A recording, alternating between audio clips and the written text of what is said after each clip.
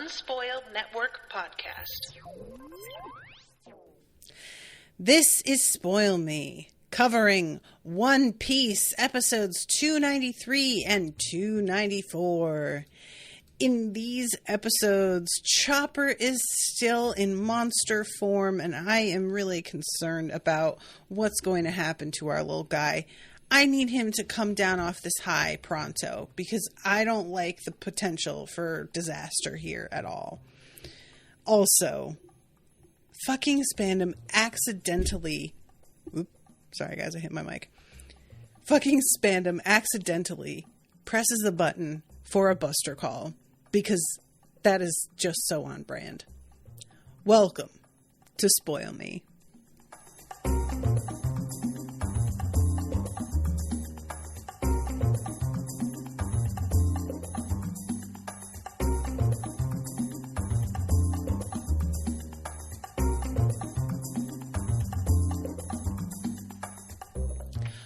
Welcome to the show, everyone. I am Natasha. Thank you very much to Florian for commissioning this episode. Woo! There's been another big block of One Piece episodes purchased. Thank you guys again for that. And so we are well into June with our bookings for One Piece as of this moment. So that's exciting. And we have got a couple more wannabes coming up. So, and also our very first voyeur is also coming up, which for those who don't know, voyeur episodes are when I watch an episode live on camera. So you guys get to see my reaction in real time as I watch something for the first time. And that shit is whenever somebody commissions a voyeur, I know some stuff is about to really go down. I'm really curious what it is too, because we've had some big moments in this series, and for this to be the first voyeur episode is surprising. But I'm excited about it because I haven't done a voyeur in a long time. It's been a minute. I think the last time I did any was for the Hill House, Haunting of Hill House, and since then none have been commissioned. So I'm real curious how that's going to be. Florian says, will that also be on Crowdcast? Yes, it will. Yeah, I'll have that.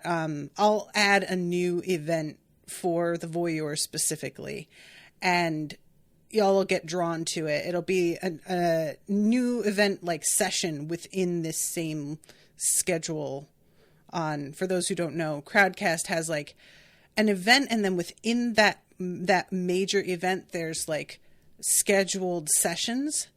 So you can have all of the One Piece episodes, for example, are under one event, and they're all different sessions from the main event. So I'll be adding a session to this event specifically for that. Anyway, I'm excited about it. All right, you guys, let's get to talking about this, because I really thought what we were going to mostly be dealing with in these episodes was Chopper, and instead things are still not wrapped up for him in this, and I was really surprised and very concerned about it. Oh, and you know what I should mention, you guys, I watched the two filler episodes that were between here, because those of you who with sharp eyes may notice that there was an episode 291 and 292 that I did not cover, and 291 was an episode that was like a Christmas episode, and it was very adorable because it isn't a Christmas episode in that you know it's Christmas for the entire thing. It's like kind of dropped in at the end, but I just can't help but think of it as a Christmas episode because of how festive it winds up being, and the fact that Chopper is literally like on duty as a reindeer for Santa. And I'm very into that as fucking canon, that's like part of his job today. And also, every fucking villain that we have ever dealt with, not really, but like a lot of them, wind up showing up somewhere in those filler episodes, which was pretty fun. I'm going to say something that I don't know to be true, but I also personally take it as like a vindication. I have seen a lot of people get brought back, referenced more than once. And the one we never have seen again that I can recall is Don Krieg.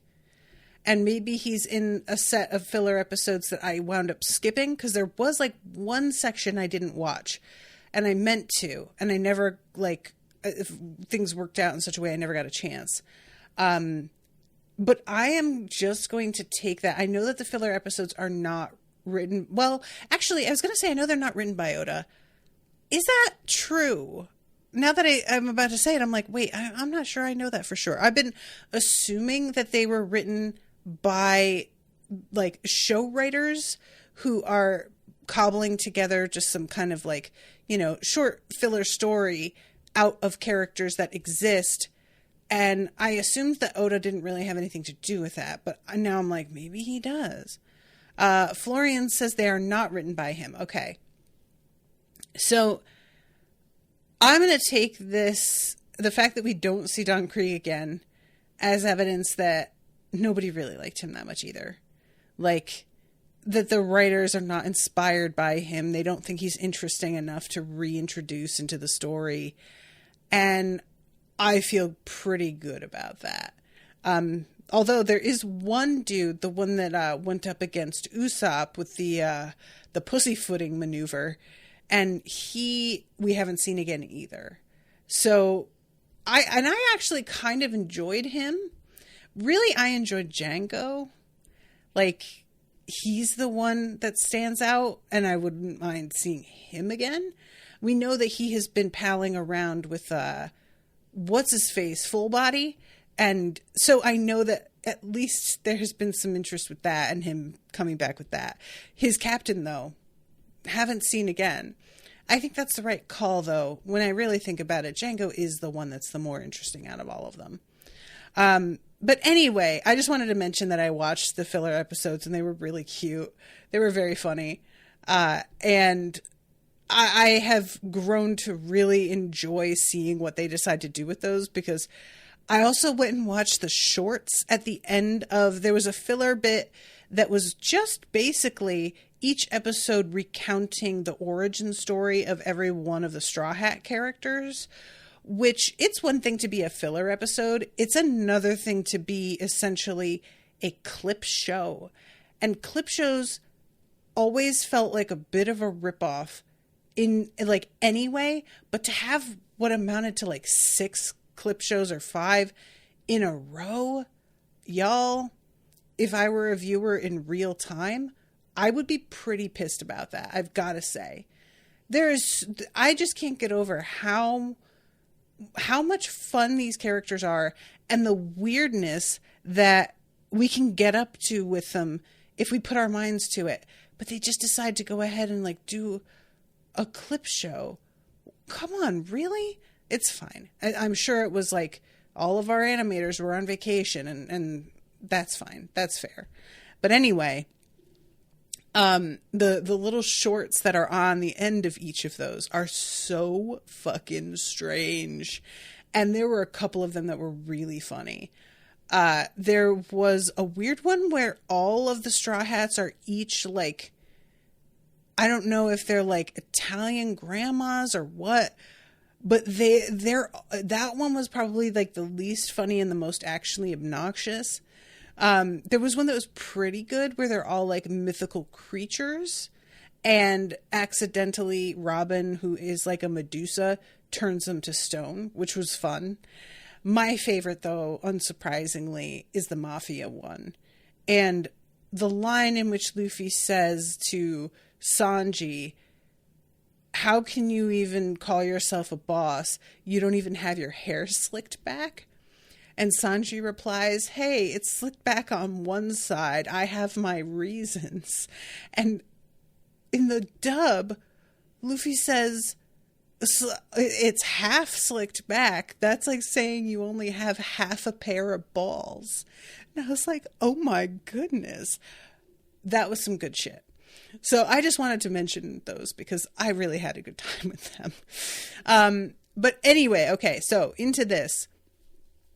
Guys, remind me what the drama major's name is. That's what I'm kind of calling him in my head, this guy with the hair. He is completely overwhelmed at the appearance of massive Chopper, which he should be. Chopper is just, what's wild is that Chopper's not even moving here. He's just standing and looking at him. Kumadori. Thank you, Florian. This dude is losing his mind, and he has decided he's going to attack, and his entire body is just kind of like, pass. Nah. He's trying to get his hair to wrap him up the way he does, and his hair is just kind of like, I'm good. I don't think I want this smoke, actually. Oh, Gus says those recap episodes were actually at a time when the anime was changing time slots on TV. They were low on funding and had to introduce new viewers to One Piece, so they did recaps. Also, the intro song for those is the first intro, but sung by all of the voice actors of the Straw Hats. You know, I didn't listen to the intro. I clicked skip intro, which Netflix has delightfully. So I didn't even notice that. But okay, that makes some sense. It's such a weird, you guys remember clip shows? Like, that was a thing. I remember when I was very small, before they did like reruns. I enjoyed clip shows because it wasn't like I could ever go back and watch previous episodes again. So I actually liked seeing some of my favorite jokes and stuff with characters that I had gotten to know over again. Back in the days before things were out on DVD or before they ran reruns at 5 p.m. or whatever. And, but then as I got older and when they still happened, I was always just like, what the fuck? So Kumadori is like, first of all, you're super scary. Second of all, I'm actually kind of impressed. Like, this is sort of dope. And he starts to talk about how, like, as a real man, on my honor, I am still going to fight you. I'm still going to take you down. And it's a really weird thing here, guys, because in this, comparison between dub and sub that I like to do sometimes.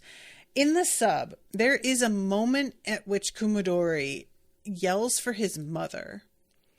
And he's like, "Mother, don't try to stop me." And I'm real curious about that. Like, I have to assume that this is part of a bit about him being like behaving as if he's on stage, and calling for his mother or saying like, "Mother, don't stop me," is adding to the drama of the moment. They did not translate him saying that in the dub. He doesn't say anything like that. It's just completely skipped over. So, which I think was the right call. But yeah, it was just sort of a weird thing where I was like, wait, did he just call for his mother? And yes, indeed he did. And yeah, at first when he's trying to attack Chopper, absolutely nothing is happening. He's like hitting him with a couple of fireballs and punches. And it's not even like Chopper makes the slightest effort to defend himself. He just stands there, lets him hit, and it's absolutely ineffective. And that's sort of what leads him to attempting to do the hairbind, which winds up not working because everything else has failed utterly. The hairbind starts to head toward Chopper, and Chopper roars in such a way that is truly terrifying. And that is where his hair just like stops midway and is just going, I don't think so, actually. And then we cut over to Frankie, who has managed to smash Zippermouth into the ground and is taking his key. It turns out that is key number 4, I think, and they need number 3, if I remember correctly. And I do really enjoy that Frankie says something like, "Man, I may be like super, essentially, but this has been a really tough week, and I'm starting to get genuinely tired." And he's thinking through who had the key that they need. So likely they need number 2. Okay, that's what it is. The person who has that key is likely Kalifa. She's one, if those of you who may have noticed that she's the one name that I'm managing to remember. And I think I've already said her name is spelled like Kalifa, like Wiz Khalifa, but it's pronounced like you're about to say cauliflower. So that's how I remember it. For some reason, that really embedded itself in my head.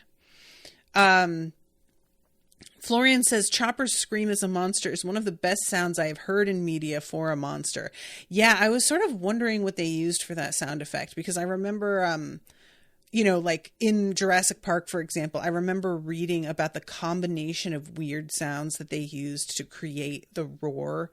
And even in movies where there's a lion's roar is not actually as scary as one would expect. So they like supplement it. And I think I remember hearing that there was like a sound that a whale or a dolphin made that they wound up adding to things. Or maybe it was an elephant, an animal that otherwise you don't really think of as like fearsome, was actually a lot more intimidating sounding than the lion's roar by itself. And I remember, I think that tiger roars are actually kind of more frightening as well, than lions' roars. But anyway, it is Gus is saying Chopper's form reminds me of another anime, Edward. And yeah, that is definitely like the hair over his eyes and the eyes glowing in that way. Like, definitely, I see that. So anyway, Frankie is standing there and is like, all right, well, I guess that we're going to have to get that other key, so I'm going to head up there and help them out. And after having just said it's Kalifa who has that key, we go up there and we see Kalifa taking a bath. Now, you guys, I have to talk about this, and I'm not going to fucking beat it into the mud, because we know already, everybody knows, but I have to at least address how fucking sexist this is. It is so annoying, you guys. Kalifa, first of all, the fact that she is the weakest out of all the CP9 members already was fucking irritating me. And then her power is such that, like, her being naked for half this episode is supposed to be fine. We have this whole thing with her stepping buck naked out of the water right in front of Nami, and then lowering a screen so that she can get dressed, and doing this long, slow get dressed thing. And, like, even before she gets dressed, she's just chilling in that water talking to Nami, and her bits are, like, barely covered by soap bubbles. It is just so tedious. Like, this show doesn't go as hard as some that I have seen like clips of, in terms of how incredibly overtly it sexualizes its characters. It's certainly there in the way that the women's outfits are all designed, but I have definitely seen worse. I'll say that. But there are moments like this where it really comes to the fore, and I'm just like, oh my God, it's so tiring. Like, just genuinely, this sort of thing, I really wonder, like, the effect that it has on younger people who watch it, because I remember the first time that I ever watched Sailor Moon when I was a kid was one of the moments where I really began to feel like my body was wrong. It definitely contributed in some ways, because they were just so, you know what I'm saying? Y'all know what I'm saying. And while some of the male characters can be drawn in such a way that they are like extremely muscular or whatever, it's just not really the same. And so, like, that combined with the fact that she has a power that is all about, like, being pretty, being naked and sexy in that way. Even, like, Nami in this scene begins to talk about how sexy Kalifa is, and I wish I had a secretary like you. And then she stops herself and is like, I sound like an old man. And the fact that she doesn't even say I sound like a man, she says I sound like an old man, which there's something about adding that to just make it even grosser. Like, just the whole thing. Why do we have to do this?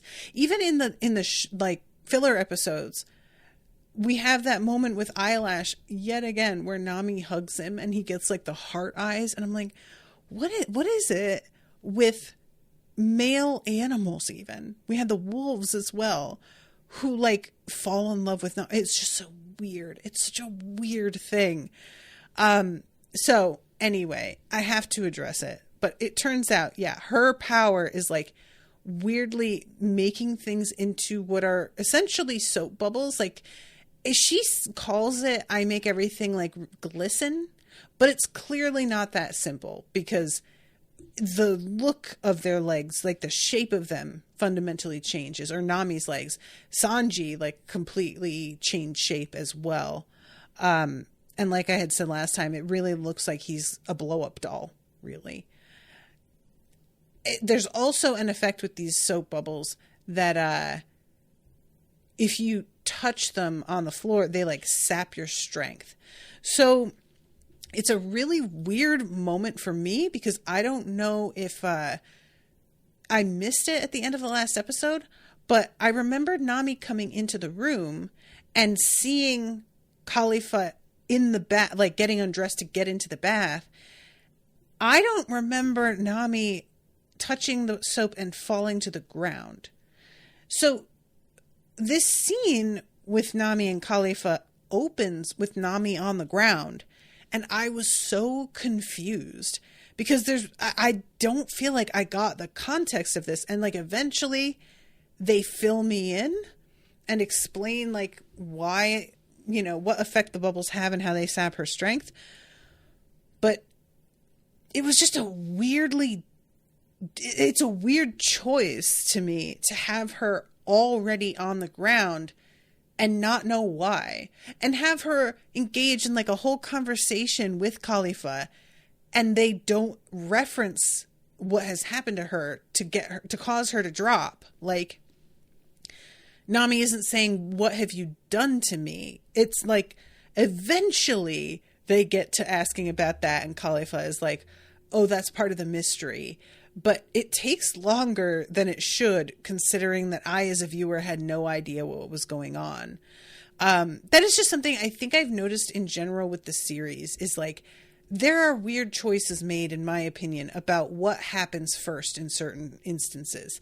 And I think that there's more than one spot where I would reverse the order certain events happen in, because I feel like it would just cause things to be a little bit more...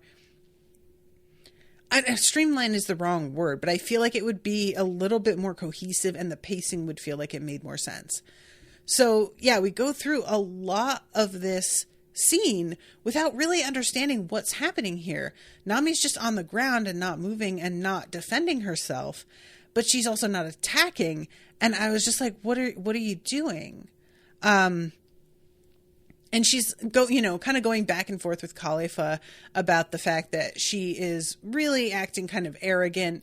And yes, she has devil fruit powers, but Kalifa is like, even without the devil fruit powers, I would still be way better at all of this than you, because I'm a CP9 agent. She has to sort of remind Nami, like, you're acting like I'm just a secretary, and actually I am a fucking assassin. So maybe you should keep that in mind.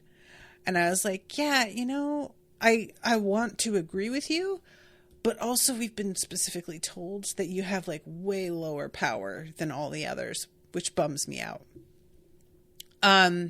So Nami is here, and it turns out she is on the floor, and she winds up like creating these, this really reminded me of a moment in Cradle, actually, you guys, where there's a whole thing going on and Lyndon is doing Void Dragon dance above his head and the other person isn't noticing it.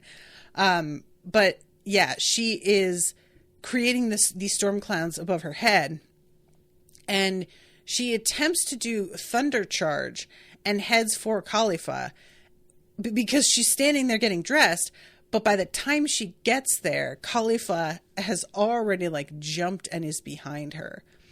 And that is when the clouds come into play. And Nami is feeling pretty confident. She says something about like, yeah, that's what you get for trying to show off. But when the lightning strike clears, it's so weird. I think it's supposed to look like a bubble, or I'm not sure. What it looked like to me was a gravestone. It looked like a gravestone that said CP9 on it, which I thought was sort of a weird choice because I was like, this suggests that CP9 was like taken down today. Like this is the end. But I know that gravestones don't look the same in Japan as they do in the US. So it like likely that's not what it was intended to look like. It's just immediately what I thought was going on was like, for a second, I was like, did she just kill Kalifa? And we're seeing a cartoonish representation of the fact that Kalifa is now dead.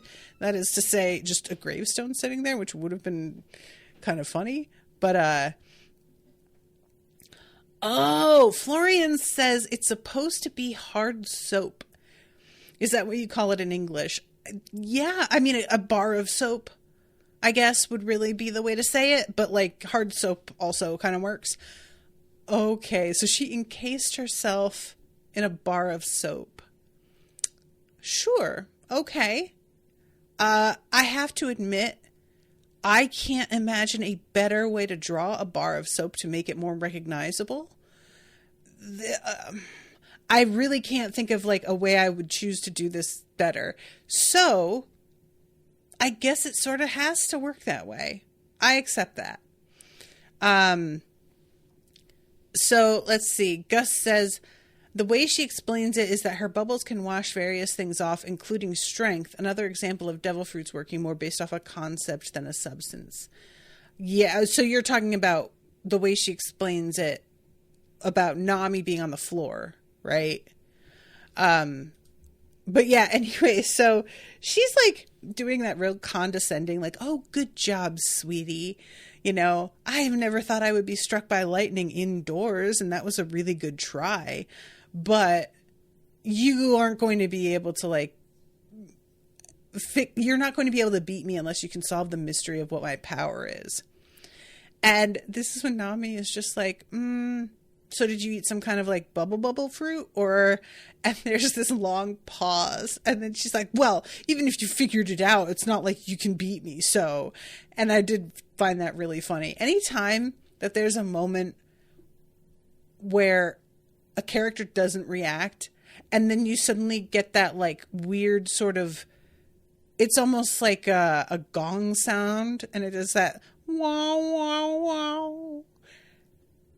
I don't know why, but that always works on me. It's always funny. Like, even when I know it's coming, I still find that really funny. So I love Nami being like, oh, I actually feel bad. I ruined her little thing. And she says, yeah, my power is cleanliness, and I became a soap human whose entire body produces a lather. Isn't it wonderful? And this is Nami. How sexy. To be honest, I would love to have a secretary like her. Girl, stop it. I can freely manipulate the bubbles that come out of my body and turn them into all sorts of substances. And we see her collecting all of these bubbles and turning into a giant sheep, essentially. I love it so much, you guys. It is such a strange choice. She turns into a sheep and then looks at Nami and says, isn't this beautiful? And Nami's like, okay. There's something about both her and Kaku having powers that, like, in some ways can actually be really, like, janky and goofy that I find kind of amusing. So this is when Nami starts to put together exactly what the deal is with the soap bubbles, like, draining her strength. And as they hit her, it's like, you know, she doesn't dodge in time. There's really no way she could have dodged. It was a pretty solid attack. but she falls to the ground. Kalifa like walks up to her and just kicks her partway across the room. And I was just like, man, this is brutal. And she says something to her about how you'll learn the horror of this power little by little. And there is something about the way that she says the horror of it when it's a bubble power that is hilarious. The calling bubbles like horrifying. I was like, girl, I don't know if that's the word I would choose. I'm just saying. And she turns Nami's legs into like glistening. She says something about how is basically I'm so hot and you can never come close to my hotness. So I'm doing you a favor by giving you a pair of glossy, shiny, beautiful legs. And Nami is like, except that I can't even stand up now. And she's like, yeah, well, that doesn't matter. Sometimes you have to suffer to be beautiful. And I just have to say again, anytime that we are going to have a whole thing about how women are just like competitive about beauty and catty with one another, it's very tiresome and I don't care for it. And it's the only reason that I really tolerated it at all well with this is because of the absolute weirdness of her power. You know, it's just what a strange thing here. So we cut back to Chopper and we're just still like in the middle of this standoff with Kumadori, and Kumadori panting and staring at him, missing a few teeth at this point. Like there's a real sense of him being very, very battered and not in the good onion ring kind of way. And he gets like knocked to his knees, and Chopper just walks up to him and picks him up. Like the overall vibe from Chopper is not even, I am fighting you because I hate you or I need to win. There's a sort of mindlessness to the way that Chopper attacks him that feels like he is just reacting to the attack he just sustained. Like he turned into this monster. And if Kumadori hadn't attacked him, he may have forgotten what he was doing here. But because Kumadori went after him first, Chopper got like drawn to fighting back. You know, it feels like, oh, well, if this thing is going to be an enemy, then I will fucking make sure that it is handled.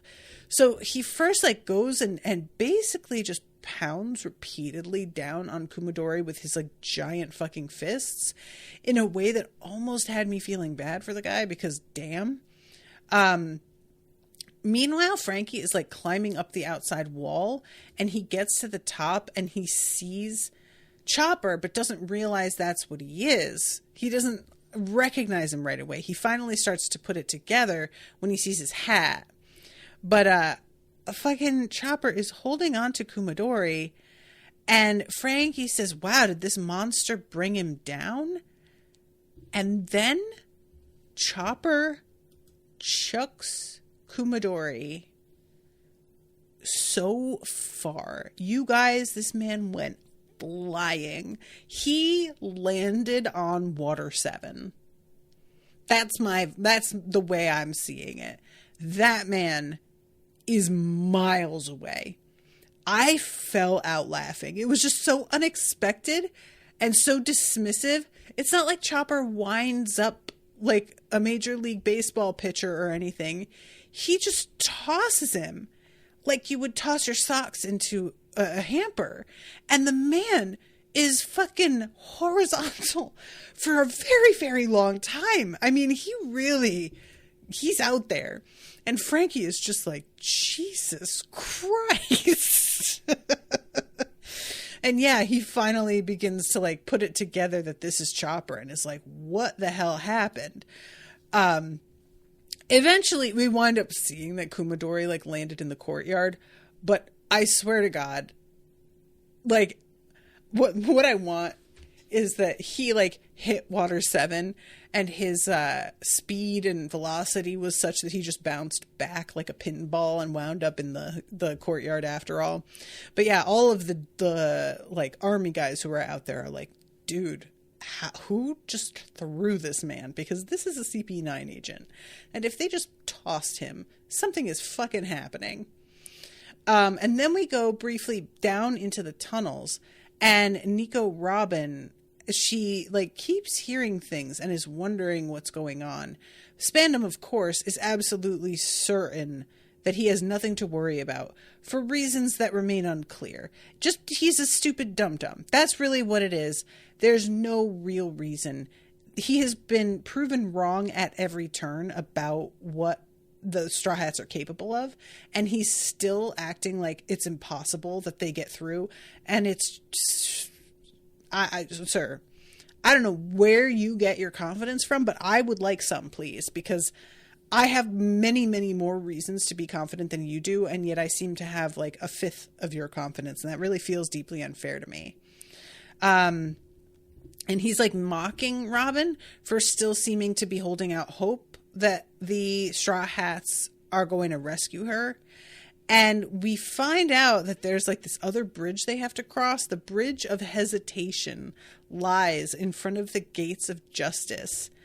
And the Bridge of Hesitation, I have to imagine that's just a weird translation. I am dying to know what the hell that means.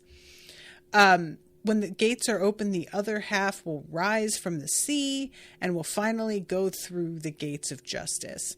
And I was like, wow, it's a really good thing it takes so long to get to the Gates of Justice. It's almost like this whole thing was built specifically so that you would have as many chances to interfere with the process as possible.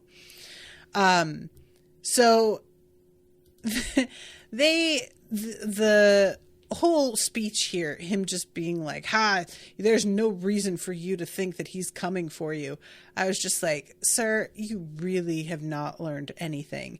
And sure enough, Luffy is pummeling down the hallway, and he starts shouting for Robin, and they all hear it. And Luffy, the episode ends with him yelling, "I'm coming for you, Robin." And we get a moment of Lucci's face, and I had to say, this was really funny to me. Lucci has been like kind of expressionless for a lot of this show.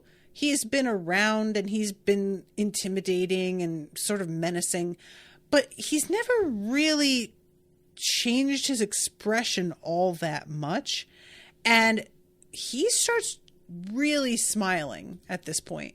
He is, it feels to me, low-key delighted that he is going to get to fight Luffy. I think it's a combo. He wants to fight Luffy, and I think he's also just enjoying Spandam being shown up because he doesn't like the guy. None of the CP9 agents like him. So there's a real sense with all of them that they're like kind of giggling over how badly he's failing. So speaking of Spandam, we have this whole like this moment here where he decides that he is going to call for help now that Luffy is down here, and try and tell all of these dudes who are on duty still to come assist him. But the thing is that he's not really paying the strictest attention to what he's pressing on. So he pulls out one of those like snail transponder things and presses down and is yelling into it, "Where is everybody? What the hell are you all doing? Come in, come in." And nobody's answering. And he's like, "What the fuck? Why isn't anybody saying anything?" And Robin, who is running with him because he's got her by the arm, suddenly looks up and stops and says, "Wait, did you press the button on that?" And Spandam turns and looks and realizes what it was that he just did. And it's kind of a funny thing because he really freaks out at first. And I was surprised that he freaked out because I was sort of thinking to myself, Robin tried to explain to you that you were also going to be in trouble if you had a buster call, and you didn't seem to believe her. So what's the deal? And I think it's just that the fact that he called one when he didn't mean to, that's really all it is, because he really regroups quickly and insists that he hasn't got anything to worry about. And there's this moment where I'm not sure if this is like important necessarily, or if it's something that y'all can explain, but the call goes out, right? The buster call goes out. And then we hear some people talking about how they received a signal. A buster call has been requested by Admiral Aokiji. So is this not Spandam? Like, no, not that this isn't Spandam. Because what happens? Spandam really quickly starts to be like, it's perfectly within my rights to do this. He keeps arguing with Robin that he has nothing to worry about, but he's not saying I have nothing to worry about because they won't hurt me. He is saying I don't have anything to worry about because I have every right to make a buster call, which leads me to believe he doesn't. The fact that that's what he keeps being defensive about, I am going to assume that he either stole this golden transponder snail, or that he was given it with these strict instructions to not use it unless it was like a real emergency, and he is fully aware that this isn't a full emergency and that he is going to get in trouble for it. But like, I'm trying to imagine a circumstance in which Spandam is able to steal from Aokiji, and I'm just not seeing it. So what I'm going to, I don't know. Either way, my hope is that, Gus says Aokiji gave Spandam the golden snail in order to enact this whole plan. I'm going to say that Spandam is kind of aware it's going to be frowned on that he made this call for this reason once this dust settles. And that is assuming that he's going to get out alive, which he seems really confident about. But as we know, the dudes who did the one for Robin's Island barely got out of there. The government did not care. So we know better than he does how disposable he really is. And I'm really curious whether or not, like, Aokiji is going to feel a way about it being called at this point. Like, what it comes down to for me, I am low-key hoping for any scenario in which we wind up seeing Aokiji again. Because I find him pretty interesting.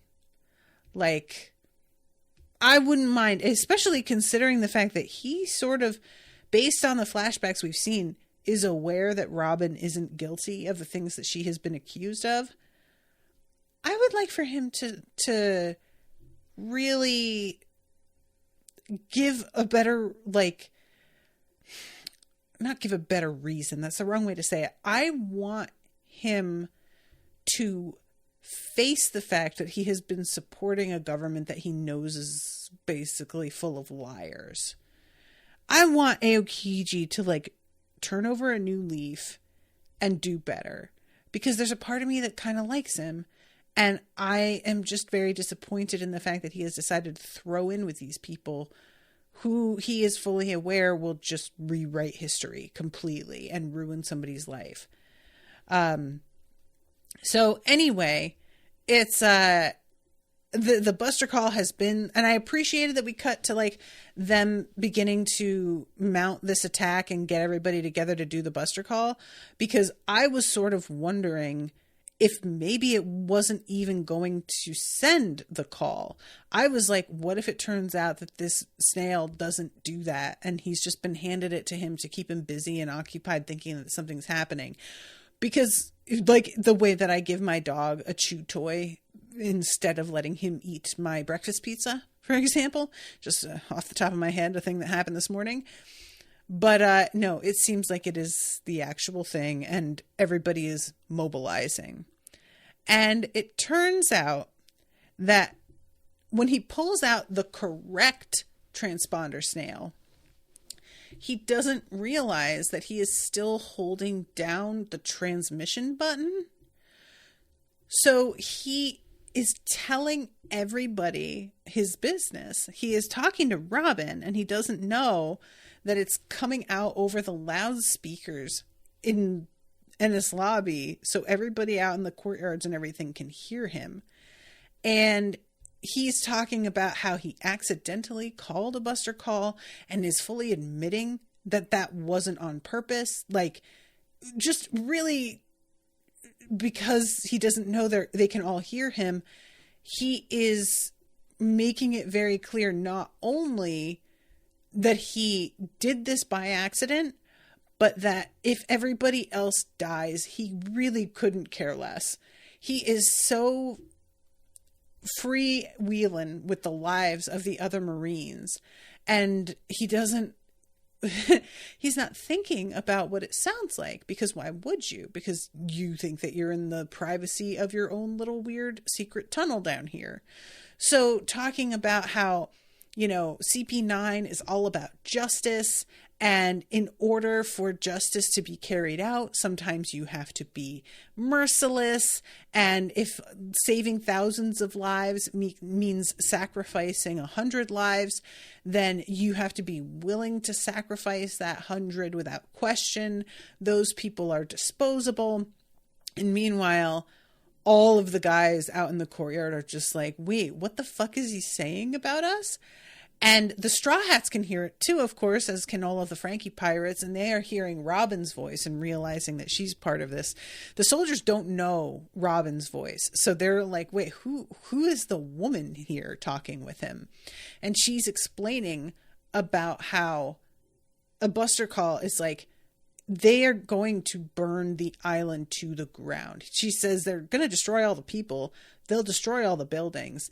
The island itself is going to low-key practically disappear. That's how hard they go. So I don't think you understand the extent of the damage you're looking at. And again, with Spandam just being like, yeah, well, who cares?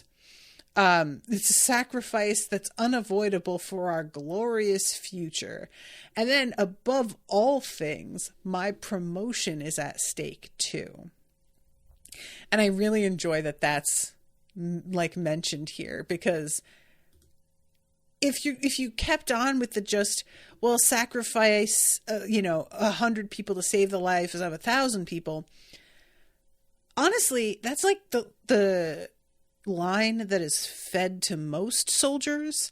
So I don't really even think that many people would blame him for saying that, because that feels like, well, that's the deal you sign up for if you agree to join up with the military, is that your life is potentially forfeit to protect others. But when he adds that it's his promotion on the line, that is just such a petty, small thing to mention in the same breath as killing hundreds of people. And that for me was really like the nail in his coffin, and everybody is like, wait, what the fuck is he saying? And yeah, just generally the way he's like going on and on here, it's so embarrassing to know that he is unaware everyone's listening. And once he realizes, I was so mad because Robin sees that he's still pressing on the button, and she tells him that he's still pushing on it and that he's transmitting, because the thing he wraps it up with, those incompetent soldiers who couldn't stop a few invading pirates are better off dead anyway. But yeah, she tells him that he's still pressing on the button. And I was like, girl, why don't you just let him keep pressing on it and not notice? Just go ahead and let him. You don't need to help him out here. And he starts talking about, oh my God, did everybody hear what I just said?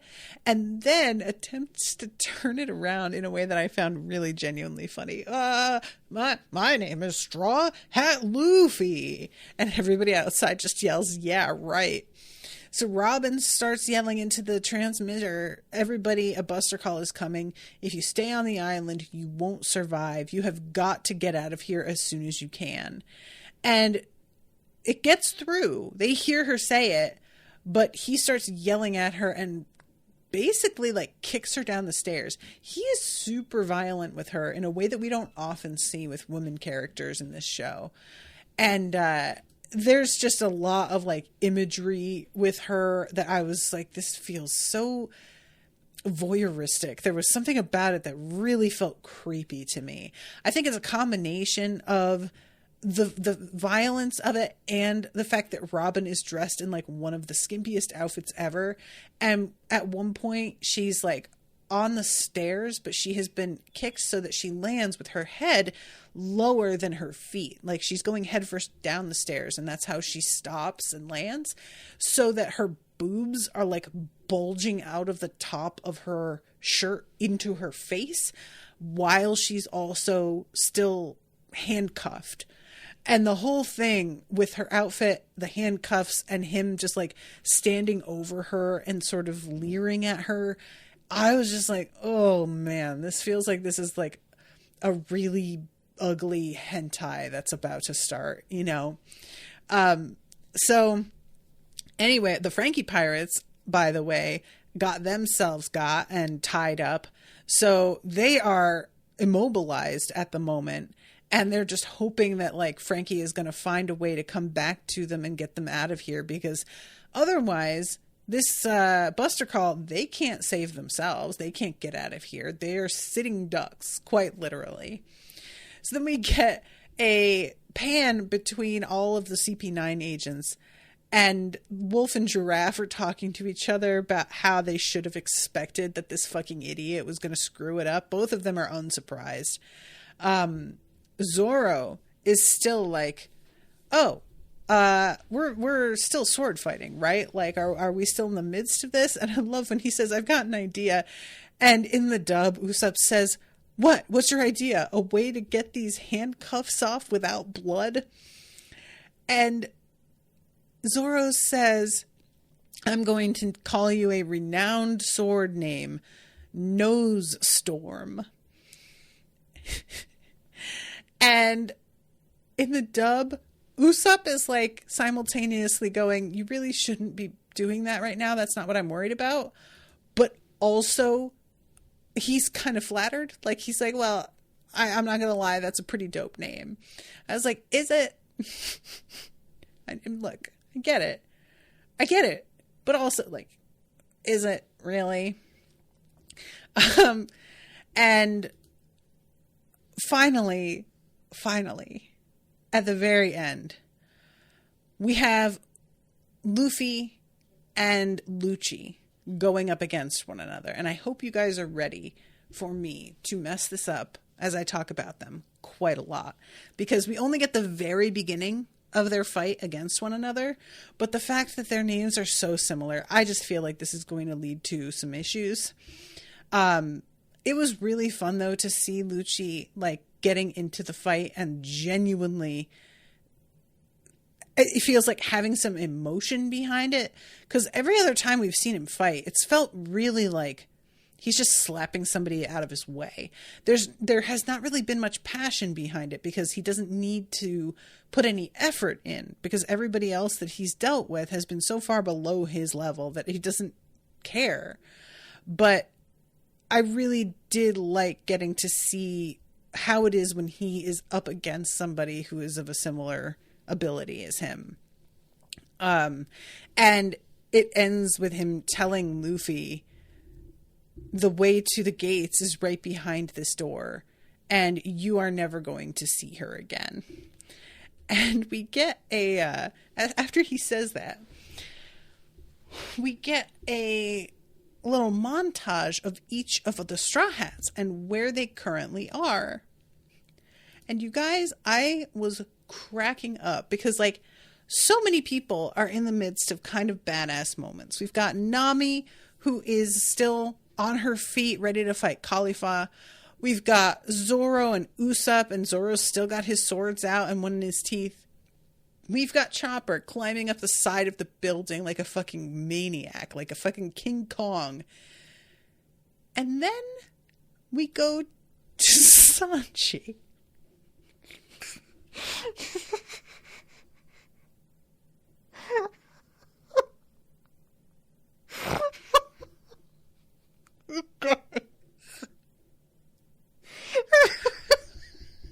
I'm looking at him right now. I can't. Oh my god, he is all slumped over. Yo, I gotta show you guys.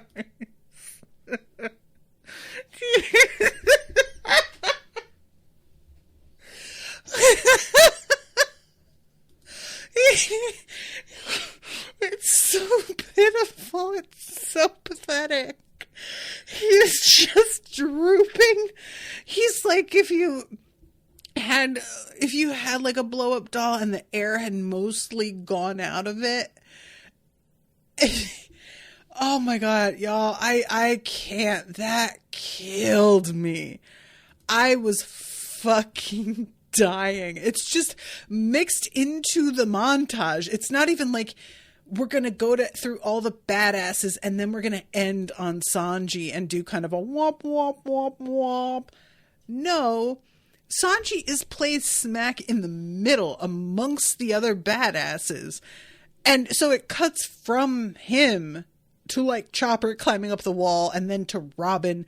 I mean, there is no reason to put him in there at all. Like, I get it. What we're doing is not everybody's fighting in badass. It's just an establishment of where everybody is and what they're doing at the moment to remind us of the status of everything before we wrap the episode up. But it really just felt like we're showing how hard everyone's fighting back. And then we have him just, all I could imagine was that he had his cigarette in his mouth still, because his head is like slumped forward in such a way that his nose is almost touching his chest. So I'm just imagining his cigarette like burning his clothing, like a slow hole being burnt through every layer of his jacket and his shirt and everything. Oh my god, that killed me. I don't know what it was, but the way it's illustrated, it's so it's so inert, you know? God, that cracked me up. Okay. Anyway, all right. So that is the end of the episode. I am really, really excited though, because it feels like things are really about to start to like pop off in earnest. Now that the Buster Call has been summoned, we are really going to start cooking with gas, I guess, is the way we say these things.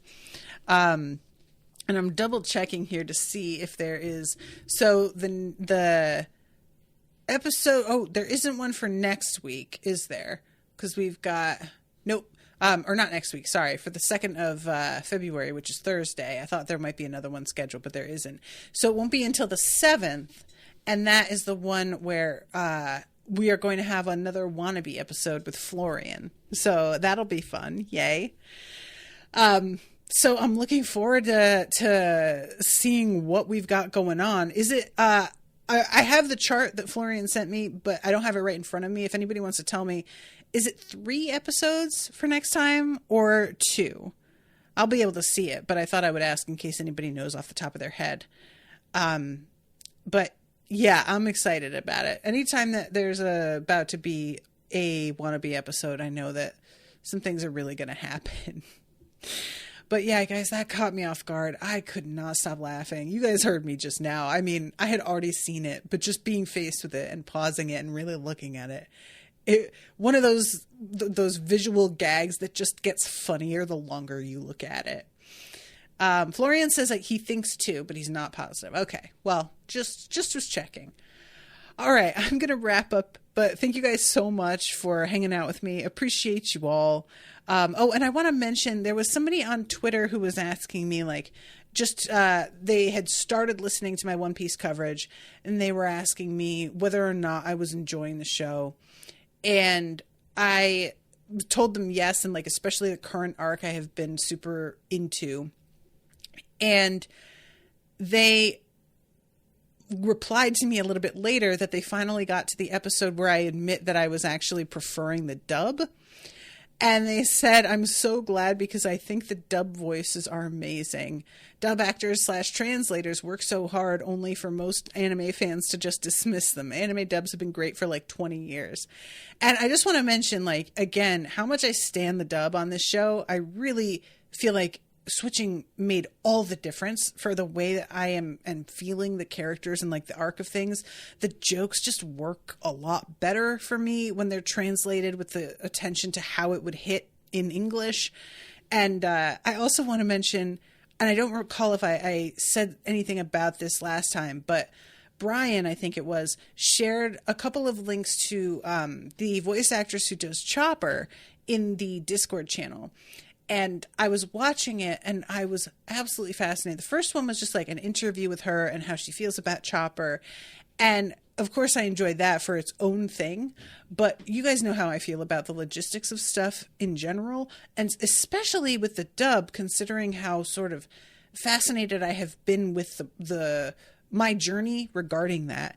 The video of seeing how they record dubs has really given me a new respect for it, because that is intensive. I was not aware how conscious they are of making sure that the voices match up with the number of like mouth movements and it's stopping in the right spot. And the fact I was thinking that like basically our dub actors were given the same script and then they just perform the script and it's layered over it. Not at all, not even remotely at all.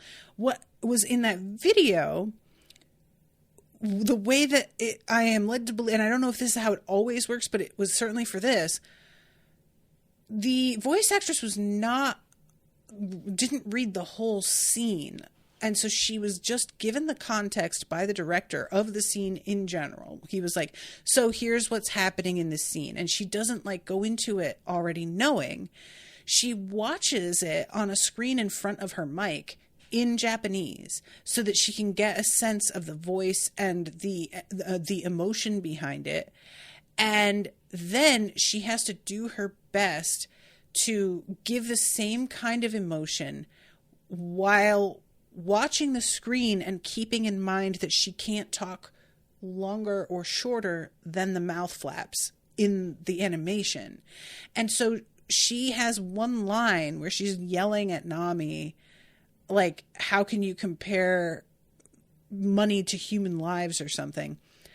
And this woman had to repeat that line like 12 to 15 times in varying speeds with varying like stresses and accents on it until it was deemed good enough. And I mean, that might be conservative. It might have been more like 20 times because she like finally started to mess up because she had done it so many times. Her mouth was just running away with her. And I was just like, that took 5 full minutes.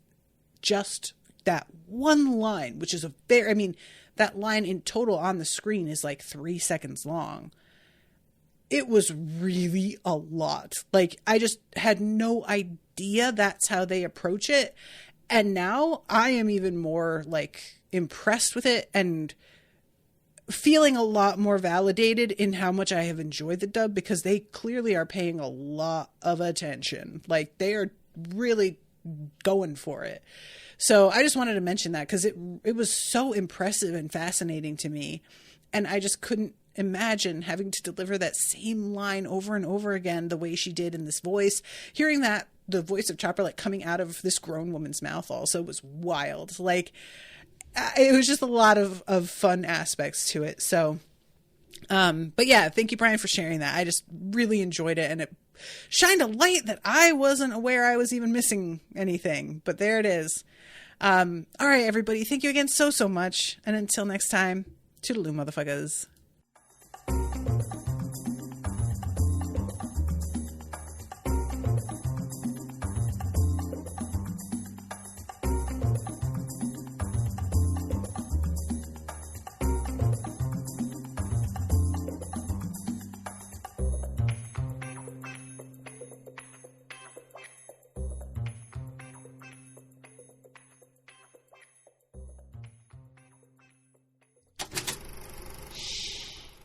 was an Unspoiled Network podcast.